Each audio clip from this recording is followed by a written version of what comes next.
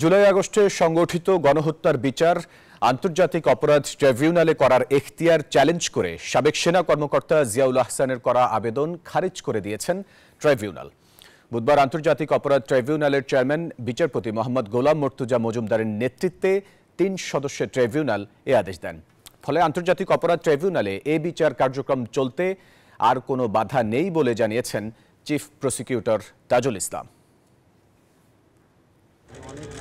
জুলাই আগস্টে ছাত্র জনতার অভ্যুত্থানে সংঘটিত অপরাধের বিচার আন্তর্জাতিক অপরাধ ট্রাইব্যুনালে চলমান থাকার এখতিয়ার চ্যালেঞ্জ করে ট্রাইব্যুনালে পিটিশন দায়ের করেন সাবেক সেনা কর্মকর্তা জিয়াউল আহসান।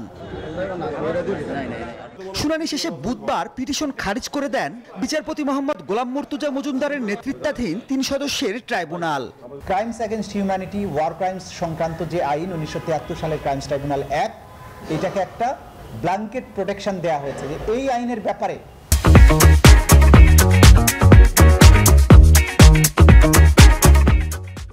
কোনো সাংবিধানিক আদালতে কোনো প্রশ্নই তোলা যাবে না। খারিজের মাধ্যমে তো বিচার যথারীতি এবং তদন্ত যথারীতি চলবে এবং তদন্তের পরে তার বিরুদ্ধে যে ধরনের রিপোর্ট আসবে তার ভিত্তিতে যা যদি ফর্মাল চার্জ দাখিল করার মতো এভিডেন্স থাকে তাহলে ফর্মাল চার্জ দাখিল হবে এবং আনুষ্ঠানিক বিচার প্রক্রিয়া এখানে চলতে থাকবে। জুলাই গণহত্যার বিচার কাজ প্রভাবিত করতে বিদেশে থেকে শেখ হাসিনার উস্কানিমূলক বক্তব্যের বিষয়ে ট্রাইব্যুনাল অবগত আছে বলেও জানান চিফ প্রসিকিউটর। আসামি শেখ হাসিনা এই মামলার প্রক্রিয়া, এই মামলার সাথে জড়িত ব্যক্তি এবং সাক্ষীদের ব্যাপারে উস্কানিমূলক এবং ঘৃণাসূচক বক্তব্য রেখে চলেছেন, যেটা এই মামলার তদন্তকে প্রভাবিত করতে পারে এবং এর মাধ্যমে তিনি এই বিচারটাকে বানচাল করার জন্য একটা অপচেষ্টায় লিপ্ত আছেন, যেটা আমাদের নজরে এসেছে।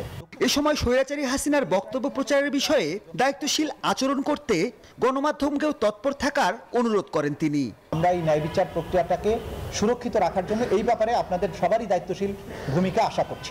মাহমুদুল হাসান, নিউজ 24, ঢাকা।